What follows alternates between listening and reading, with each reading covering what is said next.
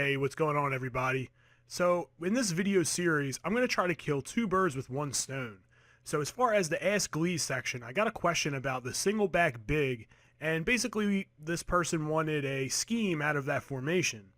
Now, they also told me that they run a custom playbook, so they said that the actual plays don't really matter, but I wanted to put it into a specific game playbook, so we're going to run it out of the Cleveland Browns book. It's a little bit more extensive, as another request that I received was to talk a little bit more about the plays and run them in real time. So all the stuff that you're going to see right here is actually live. I'm going over it and playing it at the same time. So check it out.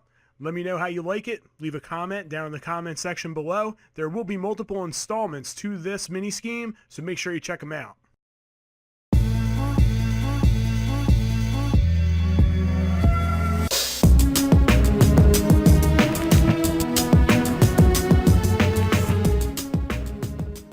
So let's talk about why we're going to run this from the Cleveland Browns playbook.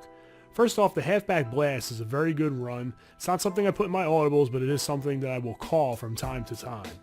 We have the PA rollout, which is very good for hitting levels over the middle of the field. We also have the PA tight end corner. And the reason why I like the PA tight end corner is because it's a corner ball. And as long as you have one corner ball on a tight end in this formation, you're going to be able to run this offense successfully because you can flip the play and the defense will never know when you flip it. And that's great because it's an even set. We have two wide receivers on either side as well as two tight ends on either side. So it makes it perfect. We can flip the play and be discreet in our play calling. We also have the halfback zone, and that is the best run out of Singleback, arguably. We still have the 0-1 trap, which is really good as well. And the first thing we're going to take a look at is the 0-1 trap, and we're going to run this against a 4-3 front. And as we look at the 0-1 trap, we're going to run it to the right side, and that means that we're going to trap the 3-tack, which is the defensive tackle outside of the guard, number 69. So the player that's outside of him is going to get trapped by 75 of our offensive line. So as we snap the ball, we know that we're going to cut off of his rear end. All right, so we snap the ball. Oh, we get some penetration on the backside, but we're okay. All right, that's the one thing that does mess up a trap is penetration.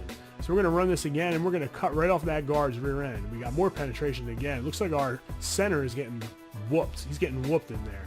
Our center must be rated fairly low because he's getting beat every time. Let's run this one more time. That's another thing. There we go. That's how it's supposed to look. That's another thing that you also have to know is matchups on the offensive and defensive line. On trap, the center never combos. The center blocks back. So if you have someone that's in a tight one-tack or right on the center shoulder, he can really cause some disruption with the 0-1 trap, or when you're running the 0-1 trap. As you see right there, he just swam right past that guy. He didn't make the tackle, but he could have. And what's really cool is that this is true to the NFL and true to real football. That center is always going to block back. So if you get a matchup there that you like that's favorable to the offense, then you can go ahead and run this. Even when that guy does swim in, I mean, the trap is overpowered in Madden, so it's not really that big of a deal. As you see, every time I'm able to get yards. But just know that if you are playing against like Wilfork and you have a really bad center and your center is going to be blocking that guy one-on-one, blocking Wilfork one-on-one, know that he has a tendency to probably beat that guy across his face. So if we were to run this to the other side, we're going to actually now trap the defensive end because that tackle is in a one-tack, which means he's on the outside shoulder of the center. So we're not going to trap him. We're going to bypass him. The rule on the trap, the 0-1 trap in Madden, is that you always trap the guy outside of the one-tack. So the first player outside of the one-tack gets trapped. And in this formation, it's that defensive end. So we'll see right there, it works pretty well. It actually works better to the defensive end side. It creates a bigger hole. But we also have to know who's getting trapped because we have to know what type of angle to take once we get the ball. So it's more flat angle toward the outside. You see that big hole opens up. Now, one way that the trap can get messed up. All right, so let's say I bring this guy, get this linebacker out of here. So let's say I bring this guy down here, right? Now I'm on the line of scrimmage with Harrison. So the first guy outside of the one tech is now who? It's Harrison. All right, so now Harrison is going to get trapped. And it messes the play up quite a bit. It makes it a lot less effective.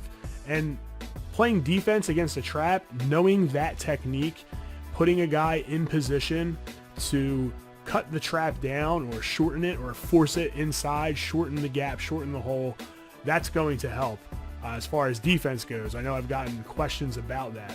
But that's basically the 0-1 trap and how it works. You have to know who's getting trapped, what type of angle you're going to take, and if you are going to run trap away from that one tech, you have to know that your center has to be somewhat decent if he's playing against a guy that's really good, because as you saw right here, my center just got whooped every single time. But also know that trap's overpowered, so in that instance, it's not really going to matter all that much. So we're going to move on to the next play. Thanks for checking out the video. If you like this format, leave a comment down below. Give me some feedback, even if you didn't like it. I want to know. Be sure to check in tomorrow as we go over 2 runs from this set. We'll be covering the blast as well as the outside zone. Video number 3 will be covering all of the passing plays that we run out of this set. So be sure to click that subscribe button to stay up to date on all the latest content. Also, be sure to check out all of my Mortal Kombat X content, as we're going to be playing that quite a bit over the next few months. So thanks for checking in. It's Big J Gleez signing out, and continue to game strong.